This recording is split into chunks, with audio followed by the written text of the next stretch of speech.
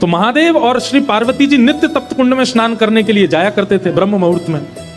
एक दिन महादेव और पार्वती जी दोनों गए तप्त कुंड में स्नान करने, तभी देखा कि नन्हा सा बालक तो तप्त कुंड के बगल में सोया है और रो रहा है। पार्वती जी देख करके घबरा गई। जैसे ही बालक को उठाने की, महादेव बोले रुक जाओ, ये कोई मायावी बालक लगता है? इतने विशाल पर्वतों के बीच में तप्त कुंड के पास ये नन्हा सा बालक यहाँ कैसे आ गया?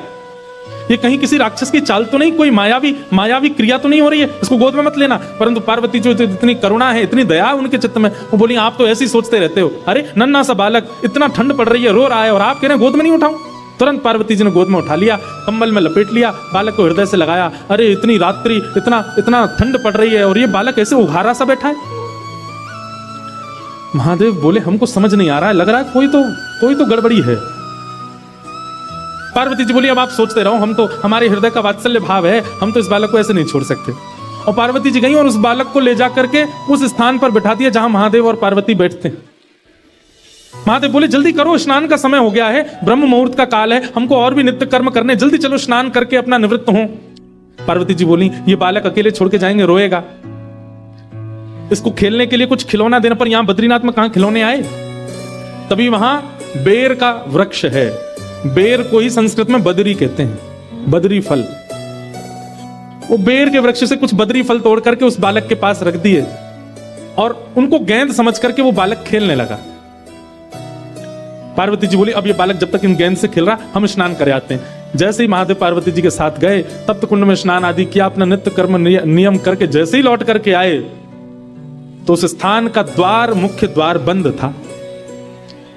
खूब प्रयास करने पर भी वो द्वार जब नहीं खुला, महादेव ने क्रोध में भर करके जैसे ही उस द्वार को देखा, द्वार खुल गया। वो बालक तो वहां नहीं था, वही बालक शंख चक्र गदा पद्मधारी श्रीमन नारायण के रूप में तपस्वी की अवस्था में सामने बैठ गए। देव ने जाकर के कहा हमने पहले ही कहा था ये कोई मायावी बालक है, ये कोई सामान्य बालक नहीं। लेकिन महादेव के नेत्रों में आंसू आ गए और प्रणाम करते हुए कहा श्रीमन नारायण आपको क्या आवश्यकता है तप करने की? आप क्यों तप कर रहे हो? इतना हट क्यों कर रहे हैं आप तप के लिए? ऐसा किस चीज की प्राप्ति के लिए, किस भाव की प्राप्ति के लिए आपको तप करना है? तब भगवान नारायण जो बात कहते हैं वो ध्यान से सुनिएगा। कर्म की पत्नी का नाम है तपस्या। बिना तप किए कर्म फल नहीं देता।